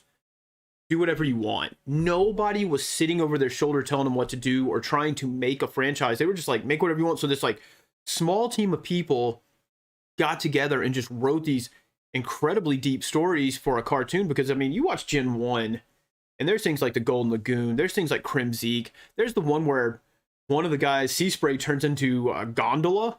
I mean, like a Venice man needs to be in there with a stick pushing you gondola. And you're like, what the hell is happening? No, like 1 out of every 50 episodes had anything to do with the mythos of the war. And Beast Wars put it on a track. And then you get things like they couldn't animate. They could only have like 6 character animations because the computer animation was so hard. So they had small teams. Instead of there being 50 Decepticons and 50 Autobots, there was 4 or 5 on each side. Really, and then if they wanted more, they had to kill somebody off, and it led to like really good storytelling. So like, you know, you never were crowded for space. So if you want to do an episode about Dinobot, you had time to, because I mean, what were you going to do? Create a new character? And then like the whole the things with like the capsules where they were coming down and they would make them Decepticons or Autobots, super fun. You know, a lot of really cool things. Like the Spark was introduced in Beast Wars. That was never talked about. It Starscream's like immortality was first established in that, where he's got some corrupted spark to where he doesn't die. Lots of really fun stuff in there. You know, funny enough, I've never watched Beast Machines completely.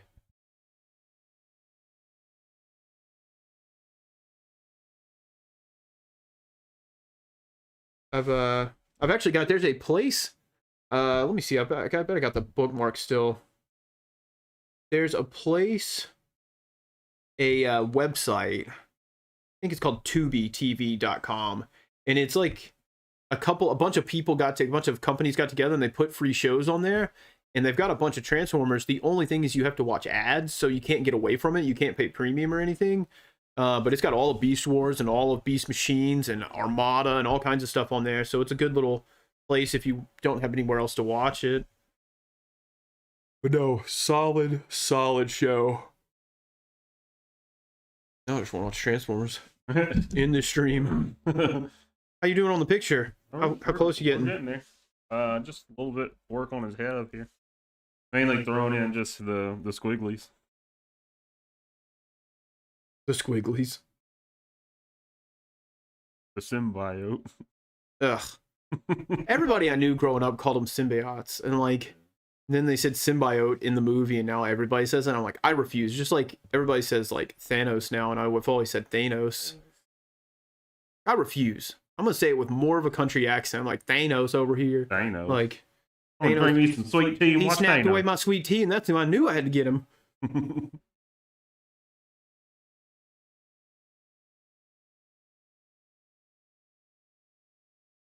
Oh, I'll send it to you, Aaron. I'll send it to you after this. I've got a bookmark. That's all I know. I like I said, I think it's tubitv.com, but I don't know. Like I was just typing, if you want to know if something's streaming, you just type in, like the other day I was like Waterboy streaming, and it wasn't streaming anywhere, but it'll tell you if it's on Netflix or something, and they just pulled up that website. And at first I thought it was like a like a bootleg fan website, and I couldn't figure out why it had survived, and come to find out it's just a few companies putting it on there for free. I guess for like parents who need their kids stuff for their kids to watch but can't pay for premium stuff, it's a little helpful little gift to them.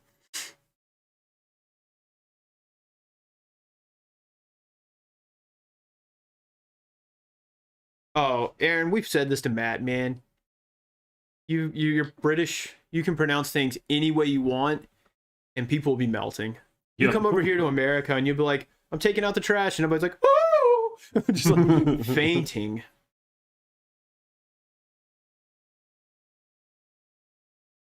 Anything over here, you put a British accent on it, and it's classy.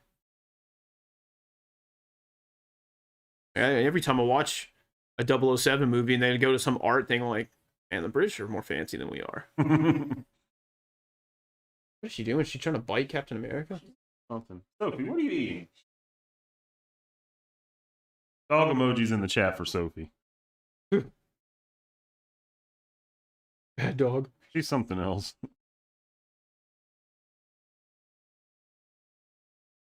She doesn't care about what we say. She does her own thing. Perfect. She's fine.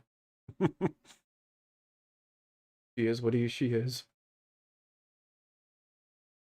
She's accepted that. Ah! Doesn't matter if you say profane things. We say worse over here. Yeah. Hey, bub. You can just teach us fun new slang, and we can give you some to take home. Globalization. We got some stuff we can teach you here in Memphis. Oh man, maybe we can get all of our UK friends to start saying "junt" and get it over there.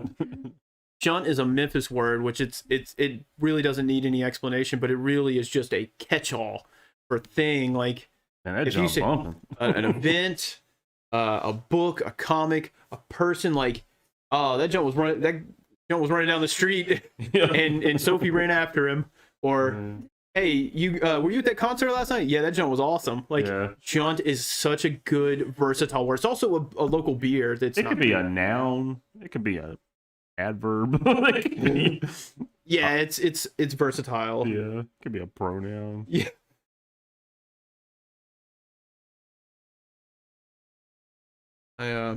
We were talking to Matt about that, about British slang we've picked up from watching movies, and mine is from Kingsman. I say bruv, B-U-R-V. B-R-U-V. No, not bruh, not bro, bruv. Hey, bruh.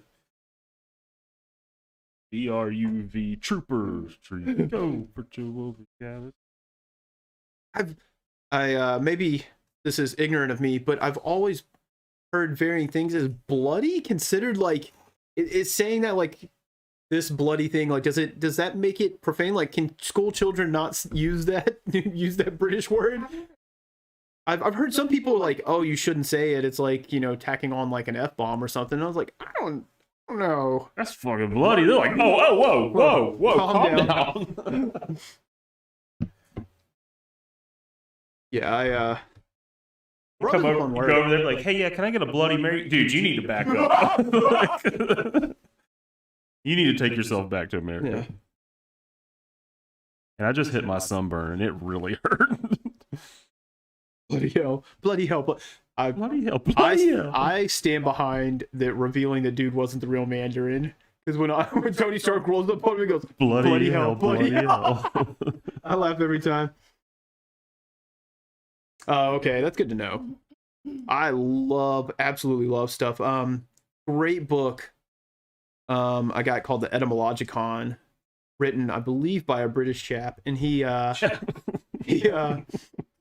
and God, his humor is the classic, like you always hear, like the dry British humor. He nailed it. He is a stereotype, but it is hilarious. Like I was waiting for Justin to get off from work once, and I was just sitting at the bar somewhere drinking and reading that and just laughing hysterically. And this like bartender comes over like, "You all right?" I'm like, "Yeah, I'm just laughing at etymology. It's all right." It's a great book about just like how slang comes up and where, like, I guess the evolution of the English language is always fun to me. And it gives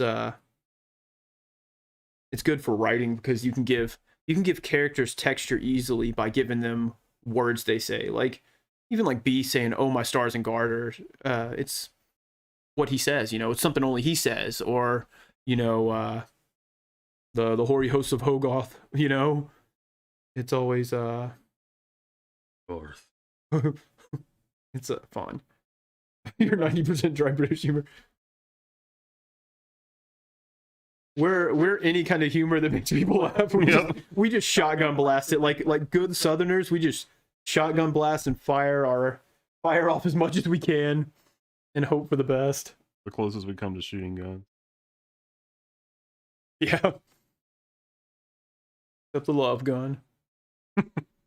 Sweet Love Christmas. gun. I don't know where, like, I've picked up saying Sweet Christmas recently, and I can't figure out where I started. I mean, I know Luke Cage says it, but it just started as something I was saying, and now it's stuck. So I don't know. Sweet Christmas.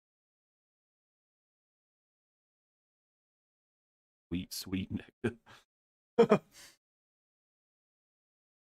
Yeah, so whenever I hang out with any of you who I don't hang out with, completely understand I'm listening to everything you say just so I can use it in a character one day. Like, there's going to come a time where I write a British character, I'm just going to be like, "Hey, Aaron, can I send you a script and just make it British for me?"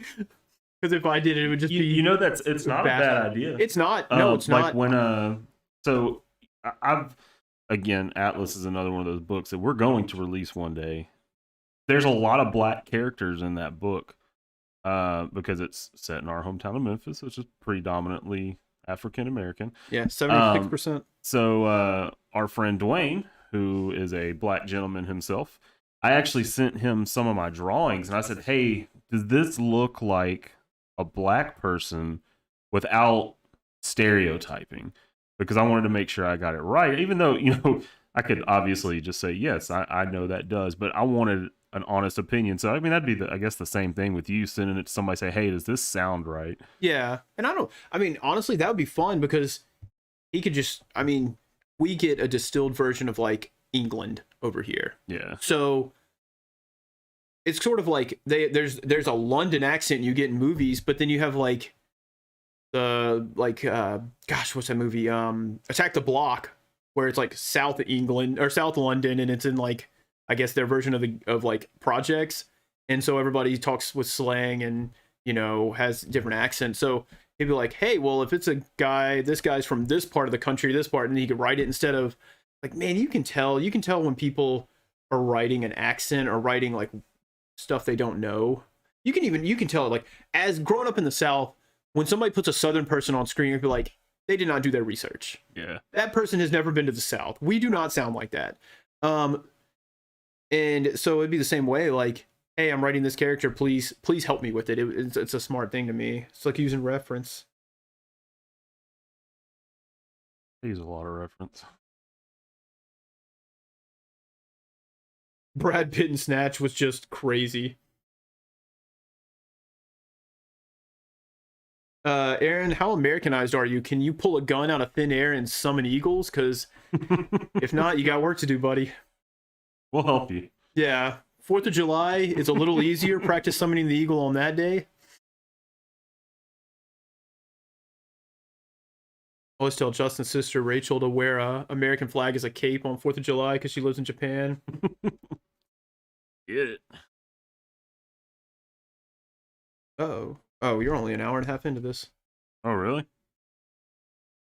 God, I'm getting good. Pigeons and cap guns. Pretty close. Yeah, close enough. I mean, New York has thousands, millions of What are you pigeons. talking about? Raleigh, Egypt, and North Memphis has thousands of pigeons. Those pigeons would lay down like a suicidal person on the interstate. They just like lay down and like, what? You got to park? You got to go class? I don't care. Do it. Run me over, do it, coward. Coward.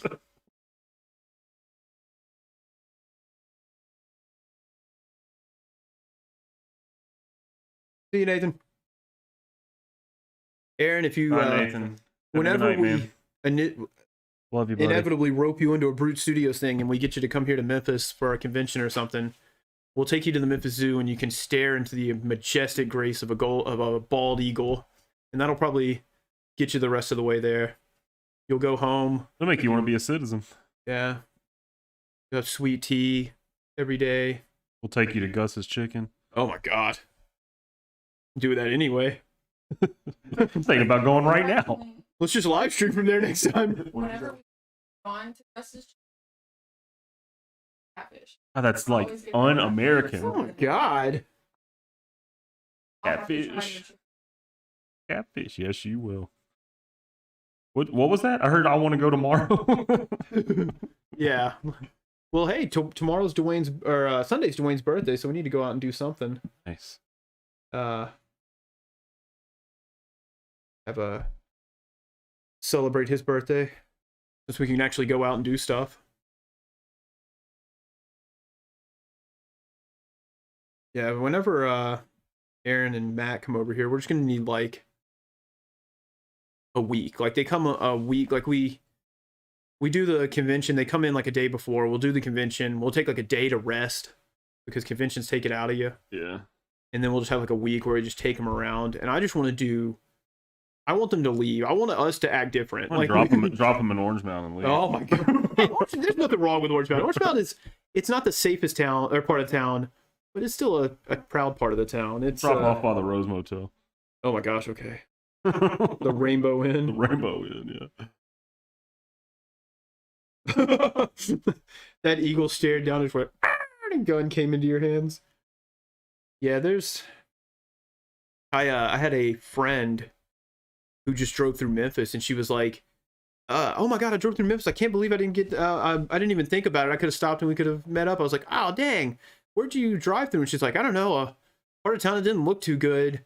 And I was like, "I probably, because I said you probably could have seen me out running because I'm always running." And she said, I don't know if you should have been in that part of town." I was like, well, "I don't know, what part of town did you go through?" And she's like, "Across this really old looking bridge."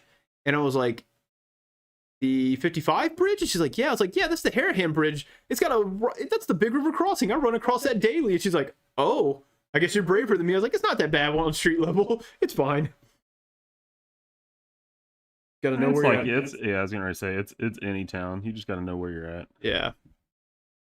Anywhere we go is not gonna be. When we went up to Cleveland, like the hotel we were in, I'm pretty sure it was in the hood, but it was a nice It was hotel. so- oh my god!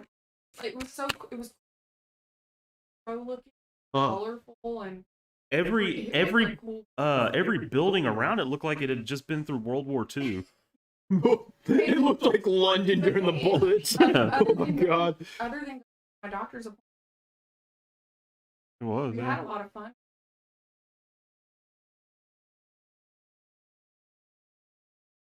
And we're close to wrapping this one up. Hour and 35. Getting faster, printing that money. Carnage is a lot easier to draw than Venom is. Well, I would say easier, a lot less detailed as far as rendering and stuff because he's got so many just lines on.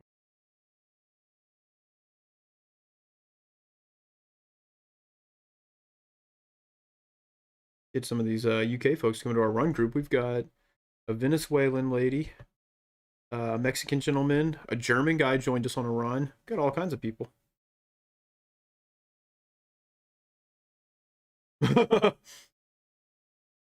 Yeah, man. Pictures of London during the Blitz was wild. It's wild to see, like, and the whole like turn off all your lights so they can't see where to bomb and crazy stuff. But man. on the plus side, you get to go out of the countryside and go to Narnia. So I think that was World War One, not two, when the Blitz happened. Pretty sure that's what it was. Correct me if I'm wrong, somebody. Narnia took place during World War One, the Chronicles of Narnia. At least The Lion, the Witch, and the Wardrobe forward.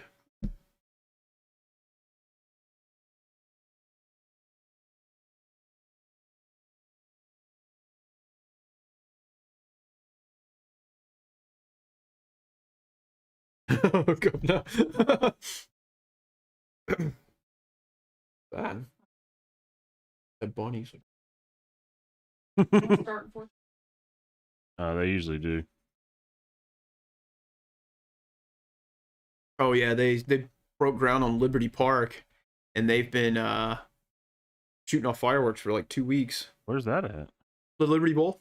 They're turning into Really? Liberty Park. Yeah, it's gonna have like tons of different different recreational areas and event places, and then restaurants and all kinds of stuff. It's like that's cool. $200 million thing they just started. Wow.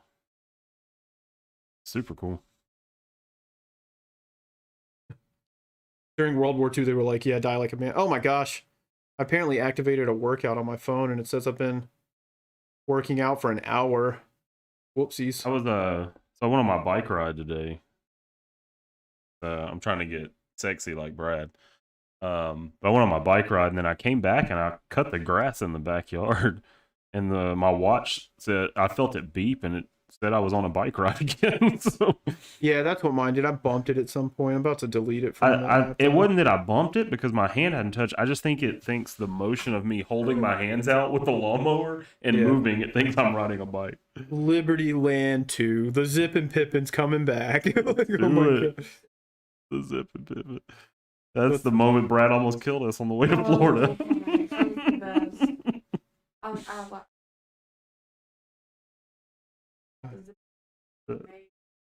What do you say? Built Pan. Yeah. In Disney. I was really excited about the new ride in Pan. They took it out and replaced it with the zip and pivot. We're gonna get there, and they. God. Zip and pivot. I mean, it was Elvis's favorite ride. It'd be good enough for Mickey Mouse. Yeah, also did drugs until he died, so. Yes. I have a feeling I'm going to go on the toilet too. God. I feel like I need some kind of tendril off on this side. Lightly throw one in here and see.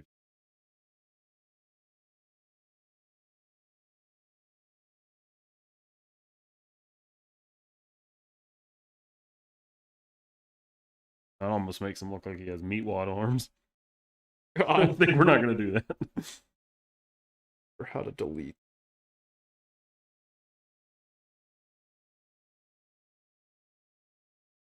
I can just do something.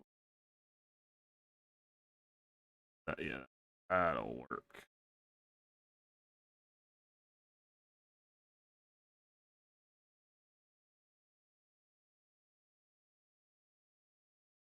God, Amanda remembers everything for that.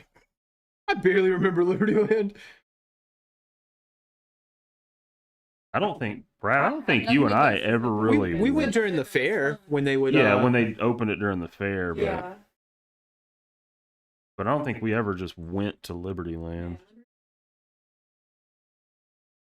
Celebrating. But then rock, fun, Dad and started getting where it started getting music. more dangerous going to the fair. He started offering, you guys can go to the fair or you can take $10. And we always took the $10. We're Go like, buy two X-Men hell toys. yeah, we always go buy X-Men toys or comics.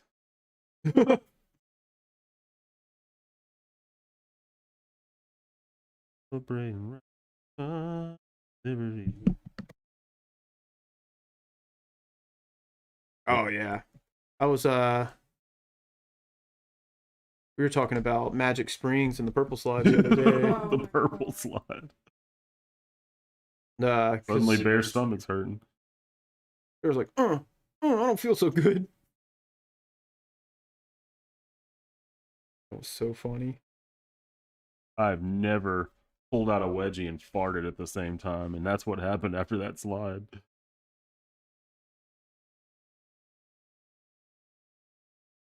All right, about to call it on this dude.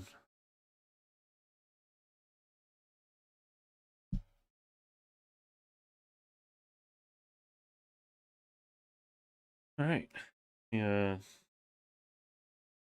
Get out the pen.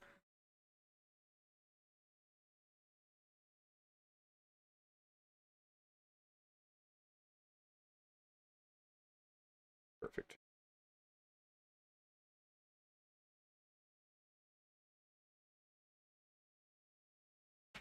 All right. Finish Carnage.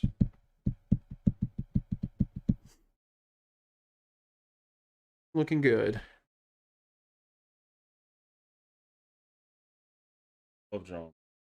Another one for Corey. Another one for Corey, for sure.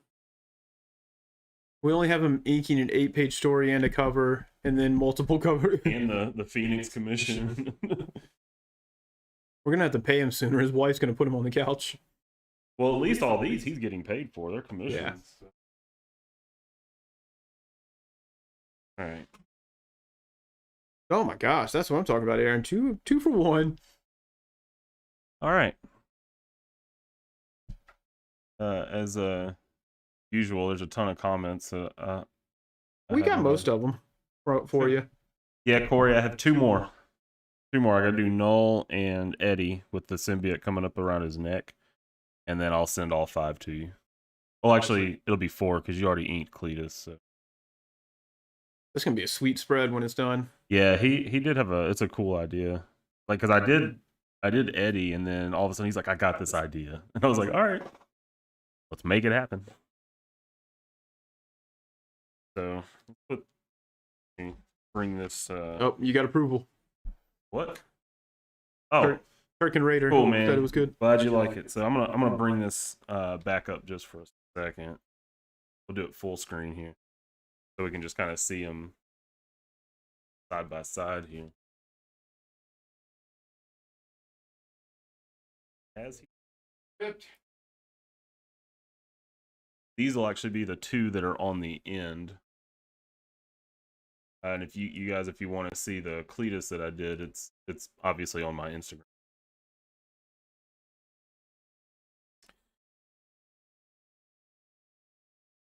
Yeah, I think they match pretty well, I think. All right. So, another one down. Did that one quicker this time. It's only 9:13. Shoot the shit for 15 minutes. Go to bed. Go to bed. Call it a night. Hey, you finally got over. Scoot was stuck on a hump of followers at 1225, and now he's at 1234. Yeah. Need everybody. Make sure y'all go out there and share these live streams when you join them. We're gonna have more people join and have fun with us, talking to Brad and shooting the shit about Transformers and other fun stuff. Oh, let me see real quick. Probably do this. Brad Cam, check this out. Here he is. Ah, here's my leg. I'm back here hiding. Yeah. So we haven't. I haven't messed with this a lot, but you can see. Eventually, I'll have a camera over here that'll be with Brad, and I think we're getting close to nailing the microphones down. But This camera is the one that I'll use real quick, and I'll show you the Mark Bagley piece.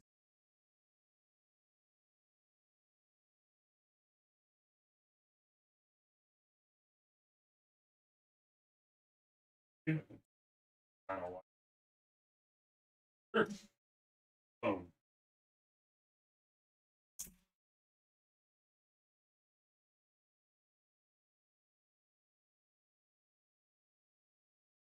See?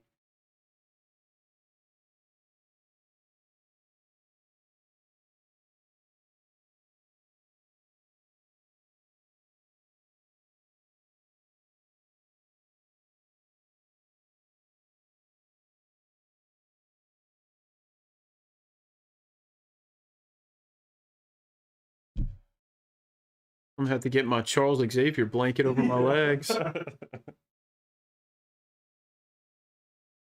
I'm glad you enjoyed that, Matt. I think about Star Wars a lot.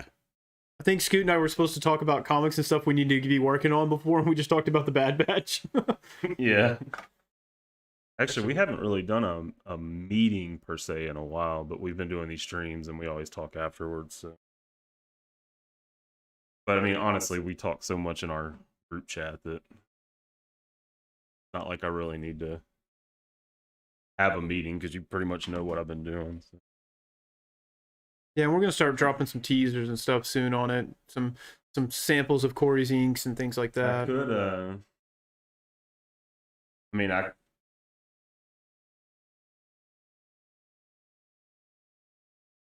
don't know. Yeah, yeah, I don't. leave it. Yeah, we're not going to show that. I was going to show, see if I could show a preview of the double page spread, but The double page spread. The preview for that's gonna be the siren. That's it. The yeah, klaxon. that's true.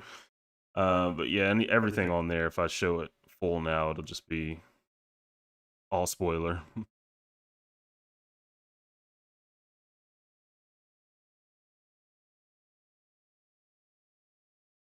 That Brad cam, yeah, the Brad cam, the side shot, the profile. We're not ready for that many viewers. Yeah.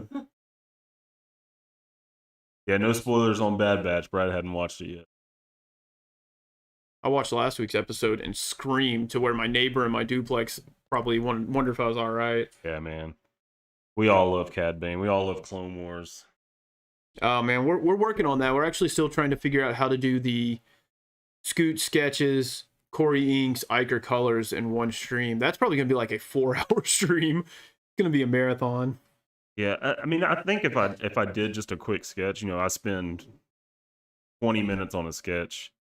Maybe even rough it out before you get for on sure. here. I would rough it out, and scanning it would take the longest time. Oh my god! Actually, I mean, our internet's good now that I have a good computer. It's scanned. Yeah, Corey, I was pretty happy with that siren after I finished it. I was like, well, this is the best part of the page. Damn it. No, it's not. No, it is not. I put a deadline on myself, though. That page has to be done by Sunday. So it's going to be a mad dash tomorrow. You got it. I believe in you. Yeah. I mean, it's all roughed in. It's now me just going in and cleaning it up. So, but yeah, I've shown the cover before, but I'm gonna post it up again, and then Corey can post his inks on the cover because man, he knocked it out of the park. I love it because he was like, "Hey guys, here's the cover inks. Let me know what you think." And it was 2 damn a.m. so nobody responded. He's just like went to some like cocoon existential crisis, thinking we weren't responding. I think if there's anything else cool I can show as far as the book, but I don't think there is. Yeah. Half of the page. I mean, it's only 8 pages again, but half of the pages have Maybe once a kind of spoiler thing on it. So maybe when you're done with all the pages, we can do the eye catcher. My original idea for the cover that didn't work because I want that to be done so we can do it as a print. I still have it sitting over here. Yeah. Loop it into my fee I'm paying you. All right. Well, I think we'll probably call it there. Unless anybody's got any last last bits of word, yeah, create till I crash. That's right.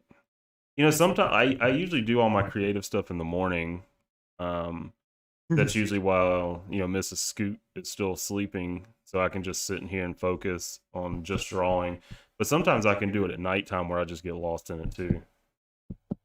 So it's a camel toe. I'm never gonna live that down. Never gonna live that down. I'm honestly surprised that that picture of Collins with her, like where you can see up the split and you can see her underwear. Well, it's more like a shadow. Yeah, I'm no, surprised the first. It's her underwear. I'm surprised the first ink didn't come through. I modified. tried to draw that panel where the dress would be in the way. It just doesn't look right now. It just didn't look right, and I was like, well, Collins doesn't care. no, that's what I said. I was like, she probably wouldn't care. So, but real quick story while we're on the subject of our creator stuff.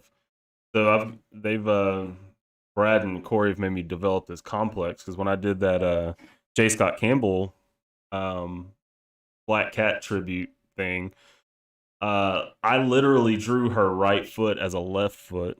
And I didn't notice it until Corey printed. I had scanned it, I sent it to Corey, and I was like, ink it. And he said, is her foot backwards? And I was like, holy shit, it is. So her foot was backwards. So now every time I send something, Brad and Corey are like, hey, is their hand backwards? Or Why does she have 3 arms? Why does she have 3 arms?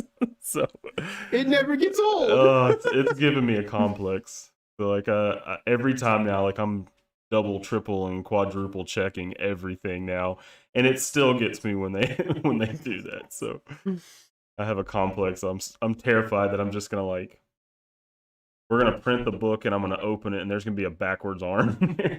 So. Hey, I caught the boosters on Watney. That's true. Do you think? Last minute thought. Do you think Peter doesn't park MJ's car in the right spot? He has the Parker car somewhere else. Oh, yeah, dude, my. Aaron, how did nobody notice Scoot drew a foot backwards? We're all just like, Scoot knows what he's doing. Scoot's the master. You know, when I looked at it after he had mentioned it, it probably could have passed unless you just knew. Yeah. And then when I saw it, I was like, her big toes where her pinky toes should be. So. Like, oh, she stubbed her toe before she did that picture, and so. But that literally goes from like what we were saying earlier, where we're scrutinizing each other's work just to make sure it's perfect. So yeah. So, but I'm usually the and I mean this in a good way, the ignorant point of view, because I don't have the artistic skills like you, Corey, and Iker have. So I look at it as the reader on the shelf. I'm like, this doesn't look right. Is this perspective right? This looks strange, or this isn't coming across right. I'm losing something in the mess or something like that. So that's what I contribute, other than the scripts. And then I usually try to break it down and say, here's why it looks like this. Yeah, here's why it's right. All right. So, fun stream tonight. We rambled enough. Yep. Brad rambled on enough. Yeah, well, we're going to get you that troll at Christmas. Maybe I'll draw you a troll. Be a big knuckle dragger that's sweating. But anyway, all the normal stuff. If there's anybody, again, if there's lurkers that aren't in the chat, people we don't know, join in next time. If you have a topic, throw it out. Brad knows everything about everything, and he will talk about anything. So I was gonna say, even before, if you guys ever have ideas like, hey, we should talk about this on stream, DM Scoot or me, ideas, topics, questions, whatever, I'll take notes and have them ready for us, because for sure, we don't have a ton of dead air, especially, I mean, once we got into Transformers, that carried us for the rest of the stream, but you know, we don't want to ever just be sitting here. And then, like I said, I will talk about whatever I'm reading. I will talk about whatever I like, but it's also good to engage, and I like you guys to be in part of it. Like I said, the Transformers part was fun because everybody was in on it, so it was a good time. For sure. All right, Corey. The harvest is calling. What? The harvest is calling? It must be a harvest moon tonight. Corey's got the sickle out. He's about to hit the cornfields. Oh my gosh. I look forward to whatever you're going to send me at 2 a.m, Corey. Yeah, me too. So yeah, if you're not a follower of me, shame on you. On Instagram, Twitter, Facebook, YouTube. All of it is at Scoots Art. And then if you want to follow Brad on Instagram, he's run7_co. And then on Twitter, he is Brad_Starnes2. That sounds right. Yeah, it's right. I looked at it today. I think that's right. So yeah, and if you guys haven't liked the video yet, go like it. Don't be lame. And then until next time, we will see you guys. Next time, I may be drawing Null. I'm trying to get him to draw Wonder Woman. Yeah, he wants me to draw Wonder Woman, but I am trying to finish that series of sketch covers. But Wonder Woman will be coming, and you'll see that atrocious one that I drew. So, but again, until next time, we'll see all you guys next week at some point. Everybody wave bye. Bye.